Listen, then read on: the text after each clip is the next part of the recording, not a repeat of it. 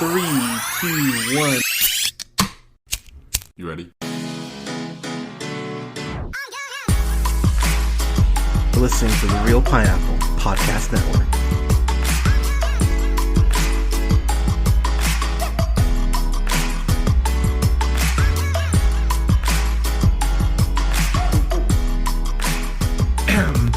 Good evening, ladies, gentlemen, theys, and gays. This is the Real Pineapple. This is your humble host, Hunter, here. Hope you're all having a great night, day, weekend, weekday, whenever you're checking this out. Alright, I gotta get this over with. I have a review for the latest Tyler Perry movie in A Jazzman's Blues, which is, of course, written, directed, produced by Tyler Perry. He's not starring in it, so that's something. But this movie stars Joshua Boone, who plays Bayou, Celia Pfeiffer, who plays Leanne. Okay, let's just get this out of the way. So I know that there are people who like this movie. There are people who gave it high scores and felt like Tyler Perry has turned a corner with this movie. And I'm just gonna get right to the point, y'all. What does this man have to do for you to realize that the Great Pumpkin is not showing up? Like, what does he have to do? Does he just have to come out like Mr. Krabs and go, I'm Tyler Perry, I like money? I would actually respect him if he did that. But, alright, you know what? Before I get into my whole rant about why this is bad, I guess we should probably set up the plot. So, okay. Movie opens up with this woman who walks into this walks into this man's office who's running for Congress. He is a racist, bigot piece of shit. We see a campaign ad to start the movie with him where he talks about how, affirmative action is welfare. And I'm just like, oh my fucking God, seriously. He says, oh my God. See, I'm already this flustered anyways, but she walks in, drops all these letters on his desk and goes, there was a murder happened 40 years ago. So we already know most likely who got killed. So by the way, full spoilers, because I have to talk about all the shit. I have to be able to talk about everything in full scope to be able to talk about this movie. So the movie is really told in flashback. And so opens up in Hopeful County, which back in 1947, we open up with a young Joshua Boone. And I will say, one thing that just made me laugh right out the gate is, the brother looks good. He's a young-looking brother. I don't know how old the guy is. It doesn't really fucking matter. He looks like 20, like 26, maybe 27. But he's supposed to be playing someone in this movie who's 17 to start off the movie. Tyler Perry couldn't even think about casting like a young version of this dude. And I just went, y'all, come on. This is just lazy. And this has been one of my biggest axes of grind with Tyler Perry is that there's just so much laziness from thinking back to A Fall from Grace where the wigs kept changing and the hairstyles kept changing because they're using different wigs to just some really shitty cuts and direction. I don't understand how Tyler Perry is on his 23rd. Let me say that again. Tyler Perry is on his 23rd film. And people are like, well, maybe this is the one where he turns a corner. And spoiler alert, it's not. But I'm going to talk about a few things I actually like about this movie before I just start ripping it apart. So, Joshua Boone. There are points in this movie where, as melodramatic as this story is, and my God in heaven is this movie melodramatic, more melodramatic than usual from Tyler Perry, which is insane just saying that sentence out loud. I think Joshua Boone and Celia Pfeiffer, in the first 10, maybe 15 minutes or so, there is a point where they're getting to know each other early on, and it's kind of sweet. Yes, the dialogue that's written for them is tropey and cliche, but they do have a chemistry on screen early on where I went, okay, this is actually kind of weirdly cute, as dumb as the movie is. In spite of the dialogue, it's kind of cute at points for the first 15 minutes. That was something I have to weirdly admit I was not expecting. Who plays his mom? Hattie Mae, who's played by Amira Vaughn. She plays Bayou's mom, and I actually liked her in this. She's playing the light-skinned black woman who's just being abused by her husband. I don't have her husband's name here. Doesn't really matter. But she does have a strength to her in the early parts of the film where she's standing up for Bayou. I mean, keep in mind, this is the 40s after all. And there are these points where she's just kind of telling him, like, you know, you need to be better. You need to be the best version of yourself you can be. Like, it'll be okay. Because the dad in this movie is a fucking piece of shit. Oh my god, he is fucking terrible. And I'm so sad I can't find the guy's name here. Again, it doesn't really matter. But he's terrible in this. Oh, I believe it's E. Roger Mitchell, actually. Pardon me. Yeah, it is E. Roger Mitchell, who plays Buster. Buster's not in the movie for a long time. He really kind of shows up for first 15 and then pieces out. But, you know, doing the stereotypical black dad shit, you know, I'm going to talk about Bayou how I want at my own supper table. It's my table. I say it. Like, he's doing that shit. And that is where the melodramatic shit really just starts to grate really early on. Because this movie being set in the 40s, this movie could have gone the Mississippi Burning route, in the sense of you could have really had some actual tension and some actual consequences and felt like, oh wow, this is, you know, there's a lot of gravity to what's going on here. But the movie is so self-contained in the way that it's really just about Bayou and the world just kind of around him being shitty, that you don't really see consequences for anyone outside of him. So it doesn't even really feel at points like we're in the 40s. So it's almost, the movie's almost going against itself in that way, which is really frustrating for a movie like this, because you need to feel the gravity of, you know, racism, because we're in the fucking 40s. So as I mentioned, the first part of the story, as far as them, is kind of sweet. But holy hell, just, oh, by the way, 3 minutes in this movie, we see a fucking church. It's just like, god damn it. So, what's her name? The girl, Leanne. So they call her Bucket because her mom dumped her like an empty bucket, which I was like, damn, that's some shit. She lives with her grandpa, who lives in this, you know, just like shack, you know, it's Louisiana in the 40s, you know, what the fuck do you want? What I just found very grating, even early on, before I got into all the other stuff that just irritated me, is that everyone is so shitty to Bayou. Even her, when they're like starting to talk, like the first interaction they have, she, you know, kind of goes like, why do they call you Bayou? And he goes, oh, like, sorry, Bucket. She goes, don't you ever call me that again, or I'll never talk to you again. I'm like, god damn, can anyone talk to Bayou without going to quote Drake 0 to 100 real quick? Like, can we talk to someone like he's a fucking person? It's so weird. And as I mentioned, he's supposed to be playing someone who's 17 to start off the movie. To quote Bad Boys 2, nigga, you look at least 30. It's absolutely ridiculous that he's playing someone who's supposed to be 17. The dad, of course, ends up leaving because we have to get that stereotype in there. You know, the black dad leaves because of course he does. And Austin Scott, who plays Willie Earl, who is Bayou's brother, something that just grossed me out about him from jump is that he's calling him boy and nigger and just being a piece of shit sibling to him from jump. And so I'm sitting there watching this going, okay, Bayou is not standing up for himself. He's just letting this shit slide. And Tyler Perry being a Christian, it really hammers home one of the things about Christianity portrayed in media that pisses me off, is that, oh, you're supposed to be forgiving as a Christian, so you're supposed to let people treat you like shit. No, you can be forgiving of people, absolutely, but don't let people just walk all the fuck over you. And Bayou even says that in one of the letters that he ends up writing Leanne, like, you know, maybe I am a coward, just letting, you know, people walk all over me. And there's never really a conversation he has with anyone about that. It's just about him going like, oh, well, you know, woe is me, you know, look at me just being a sad Negro who can't read or writes.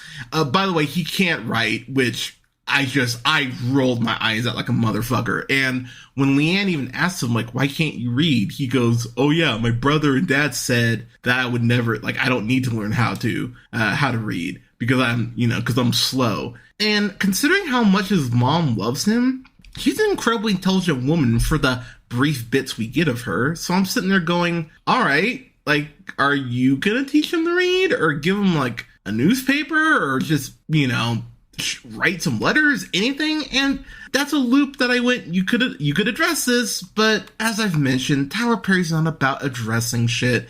This is a movie that he wrote, I guess before he even got started in the film industry. This is like his first script. And I'm going to be honest, y'all, this in no way feels like a passion project for him. It just feels like another Tyler Perry movie. Something like For Color Girls. Obviously, he didn't write that because it's based on the play, but that's directed with more passion and vigor than this is. And I was sitting there the whole time going, all right, I don't really know why everyone is thinking like this is so great, because it's not.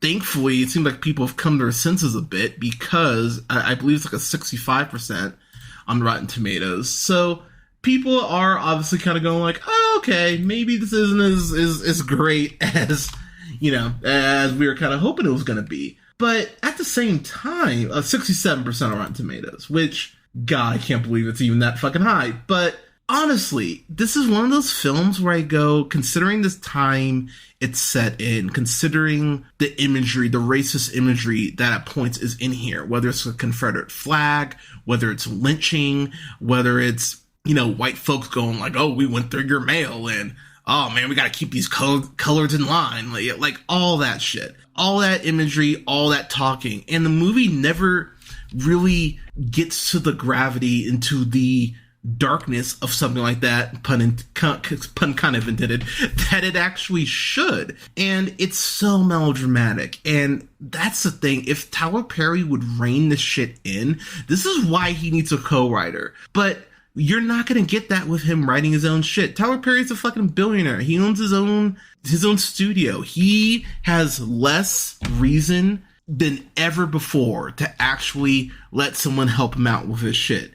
And it's one of those things where I just go, I'm so frustrated because this keeps happening and people act like it's going to change. And I go, yeah, it's not going to change at all. He has no fucking reason to. If you're writing a term paper and your teacher is just giving you A's regardless, and you could write my balls are sweaty and that's your term paper and get an A, why would you write a whole fucking term paper? That's what Tyler Perry is at right now. He can just go, well, Medea's in space or Medea's in Europe or whatever. It doesn't matter to him. Tyler Perry is on his 23rd film, not his second, not his third, not even his fifth. He is on his 23rd directorial film. And that's not even including House of Pain and Meet the Browns and Bruh. I can't believe that's the name of the goddamn show. And I think the other one, like Sisters, like all these films that all these things that Tyler Perry does, he has no incentive to try. He has no incentive to grow, because people, this is the narrative that is always spun, and I'm going to hammer this point fucking home, because of where Tyler Perry came from, the fact that he was homeless, the fact he wrote these plays and built himself up and turned into this playwright and then this film director and all that. That is what everyone goes to. Everyone immediately goes to the Tyler Perry pulled himself up from his bootstraps. Isn't that fucking inspirational? Oh my God, that's so fucking cool. Tyler Perry, everyone chant with me. Tyler Perry. That's what all anyone fucking talks about, because you can't talk about the quality of his films or his work because it fucking sucks. And I don't understand why anyone is surprised that this is just more of the same. And I've talked about this in other black directed reviews for movies. I always talk about the goalpost and how, and I'll talk about this in my review for The Woman King. Spoiler alert, that's fucking great. But I talk about how we as black people, we want to have someone tell our stories the right way. And Tyler Perry's done a piss poor job of doing that. But one thing that I just find incredibly absurd is how you find something like Elvis, which I've had people try to tell me it's a good movie. It's not, by the way. And people, move the goalpost for Elvis because it's fucking Elvis. And no one wants to admit that he was kind of a racist, sexist, right-wing lean piece of shit. There we go.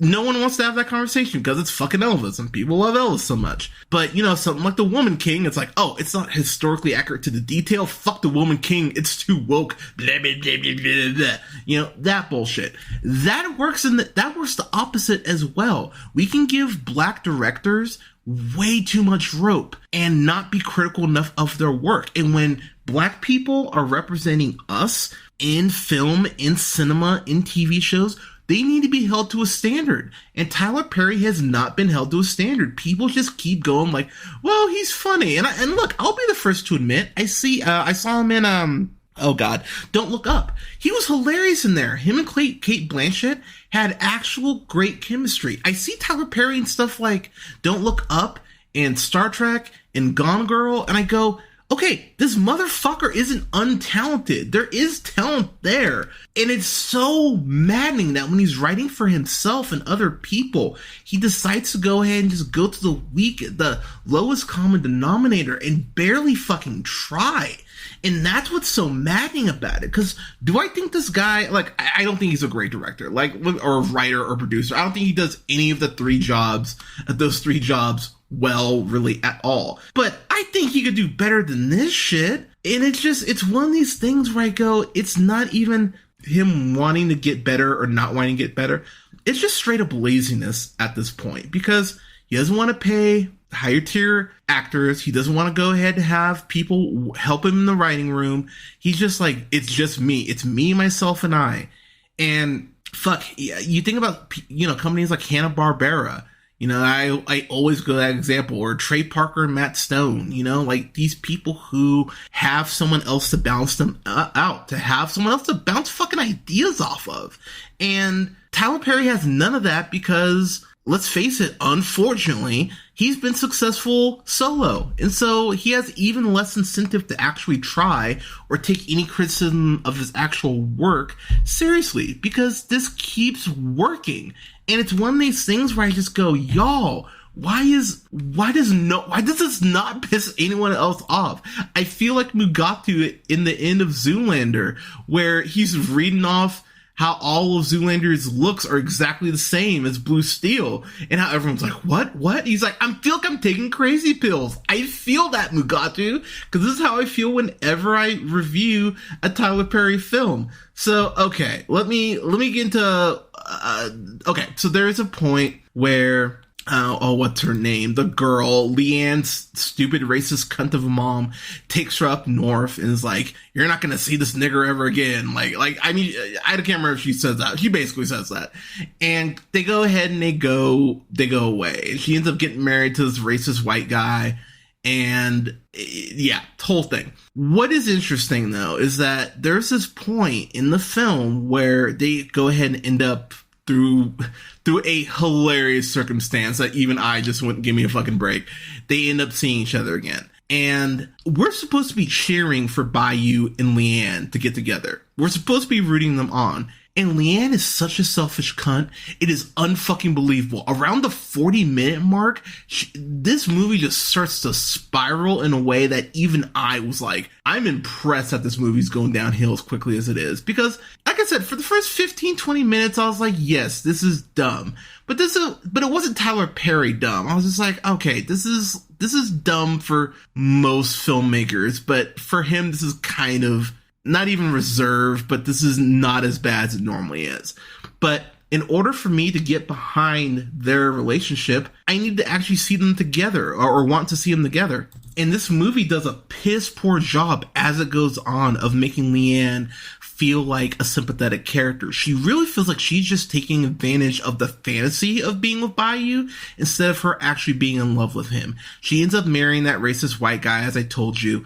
There is this woman who's played by Milana Jackson, who's Sitsi is her name, and she is really great friends with Hattie Mae. And this continues a trope with Tyler Perry films, which drives me insane, with how the dark-skinned black woman is either abused, beaten, that's kind of implied, but abused, beaten. They put everything aside for everyone else to be happy, or they're being abused so much that they go ahead and just basically go, God, like, give me a reason to give them a chance again. And it's like, the dark-skinned black women get so little character development, and we learn so little about Sitsi. We don't know if she has a family. We don't learn about what her ambitions are, or if she wants to, like, you know, maybe not be just a maid for the rest of her life. Like, she's so hollow and one-dimensional. And considering the weight and gravity of the situation that this movie is trying to convey, everything feels one-dimensional. And it's kind of flabbergasting, because you would think what's basically, you know, black Romeo and Juliet, you know, injected with more racism, you would actually think that there would be some stakes here and that we would want to see this all work out. And no, it just kind of keeps spiraling in a way that I went, well, cool. This is kind of incredible that you just keep fucking this up. There's a point where Sitsi is cleaning Leanne's kitchen, and Leanne flat out tells her to get on her knees and scrub the floor, because she sees Sitsi and Bayou kind of have a moment where where Sitsi jumps on his back, and he gives her a piggyback ride. And she's fucking jealous, even though she's married in this nice house and not, you know, being treated like a house servant. Like, fuck off, really? And she fucking slaps Sitsi. Slapped her right across the face. And so then Sitsi slapped her back, which is one of the few moments in this movie where I went, good for you. And that's it. Like, that's basically it. That's the whole interaction, and they just move on like nothing fucking happened. And it's one of those things where I go, Leanne, you're being so fucking selfish. And even Hattie Mae, Bayou's mom, finally calls her out on it, but he doesn't call her out on it until like the last 15 minutes of the movie. So by then we've been watching this whole thing of Leanne just being a selfish cunt over and over and over again. And Bayou at multiple points being like, hey, you know, we can't keep hanging out. We can't keep sneaking off to see each other. I'm going to go ahead and get lynched or killed or fucking both. And she just doesn't fucking care. And the thing about Leanne is that she's mixed race. She's, you know, she's white and black. And the movie could have taken the opportunity of being like, man, that's a whole other privilege in itself, being able to, you know, disguise your blackness. And the movie brings it up maybe once and then just never addresses it again. But that's a conversation that if you had a good film writer or screenwriter doing this, you could have delved into that conversation and actually spent some time with it and actually had something to say about it. But the movie just goes, nah, we're good. Okay, so there is this, so Willie, Bayou's brother, he plays the trumpet. And that is one thing I can say. There are two music sequences, or there's one music sequence in this that I actually really did like. And it starts the movie off. It's within like the first 5 minutes. What's the song? If You See My Rooster. That's the name of the song. There's a little performance of that out in the yard, and you see black folks kind of like dancing. And that was something that I went, oh, I actually like this. I couldn't believe it, but I actually liked it. And considering that this is a film called A Jazzman's Blues, I would think there would be more jazz in this fucking movie. I would think there'd be more jazz performances. This is a 2-hour long film. There are more performances of songs in a fucking episode of Glee than there is in this fucking movie. And those were better choreographed too. And I don't, for this being Tyler Perry's supposed passion project, there's such a lack of passion for the music, which I just think is absurd. And it really undercuts the fact that this is about a fucking jazz man. There is this point later on in the film where Bayou ends up going to Chicago. He escapes to Chicago, and him and Willie are basically in this group, and Bayou is singing. And Bayou, like, Joshua Boone, I don't know who this fucking brother is. Like, I hope you move on to better, man, but he's just not a strong singer. I thought he was good, but in no way that I think he was headlining a club sold out shows good. Like, it's very jarring to see all these white people going, oh my God, you're so good. And I went, he's alright. Like, he's not this good. And the movie just kind of goes like, yep, shut up. It's fine. Whatever. I talked about this earlier, the whole Christian aspect of just letting shit go. So Willie ends up getting a drug problem, shocker, and he ends up compromising the whole musical act. And there's a scene where Willie pulls a gun on Bayou. And look, y'all, this is no bullshit here when I tell you this. If someone pulls a gun on you, you need to cut them out of your lives. There is no reason to keep them around. They will fuck you over. There is nothing there for you in that relationship. Cut them the fuck out and move on. And the moment that you see that gun, I just went, oh, of course this is where you're going. Pretty much about 30 minutes in, when Willie and Bayou have their first kind of big blow up, I just went, yeah, Willie's fucking toxic, dude. Cut this motherfucker out like a cancer. And the movie just goes, no, he's being a good brother. What he's really doing is enabling him. There's just a point you gotta cut people out for your own safety and your own sanity. And Bayou never does that. And the movie never has a conversation about why he doesn't do that. And it's so frustrating because he's getting it from his brother, his own flesh and fucking blood. And he's getting it for the woman that he's in love with, who is supposedly in love with him. And the movie never calls out Leanne until it's way too late about what a selfish bitch she's being. And it's one of those things I just go, wow, there's really, who am I supposed to be cheering for in this movie? There is a conversation, again, credit where it's due, at the 50-minute mark. 50 minutes and 4 seconds is the timestamp I have for this shot in the movie that I actually really did like. And they have this conversation in a car, and I actually thought that conversation, the way it kind of cuts between the two of them and the way that was shot, I actually like that scene. So, see, a compliment. I am capable of giving Tyler Perry a compliment. But holy shit, it's one of these things where the more I think about the movie, the more pissed off I get. And the thing is, I do believe I think Tyler Perry had some ideas in here that if you fleshed out I think this movie could have used, and I can't believe I'm saying this, if you make this movie 2.5 hours and you get a screenwriter who understands how to actually portray the gravity of the time period they're in, like something like Ma Rainey's Black Bottom's a perfect example of how, even though there's like 1 or 2 locations in the whole fucking film, you feel like you're in that time period. But watching this, for the most part, I don't feel like I'm in the 40s at fucking all. And it just gets so frustrating at the end of the film for where this movie ends. And I already said no spoilers, or I already said spoilers, so I'm spoiling this shit right now. So, Bayou, he ends up getting hung. He ends up getting hung at the end of the film. And the film has done so little to portray the seriousness of the time that we're in, outside of on occasion having, someone white go, oh man, we gotta keep those colors in place, or oh my god, you let that monkey lay on top of you, shit like that. But as far as the actual racism, like as far as really making you feel like you are in that Bayou's in danger, it never felt like the film took that seriously enough for me. And so when you get to the end of the movie and Bayou gets shot and then hung, I went, wow, you have not done nearly enough to earn this imagery or to earn this horrific sight. Because you never hear about any other people of color being in danger or anything like that.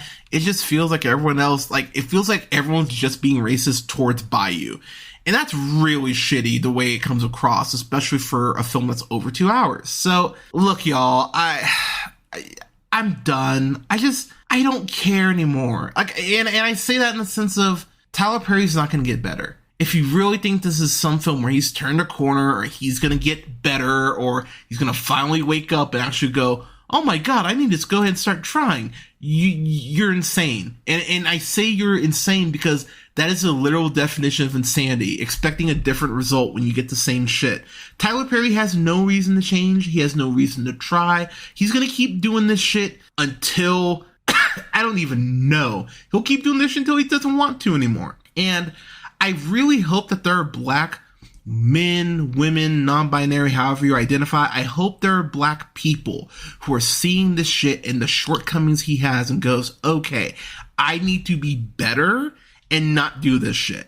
Because My God, this shit is just exhausting. And I'm so tired of people trying to make excuses for this dude. He's not good at his job. Let's just call it what it is. I mean, Spike Lee got more shit for his Old Boy remake than most people have given Tyler Perry throughout his whole career. And I have a huge issue with that, because Spike Lee's made some fucking classics. I mean, fucking The Five Bloods and Black Klansman alone.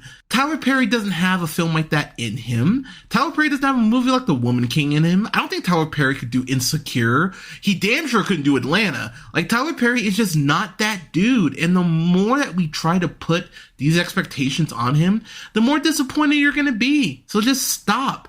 Tyler Perry is who he's always been. He is a gimmick, a successful gimmick, one that's made him a lot of money, but he is a gimmick.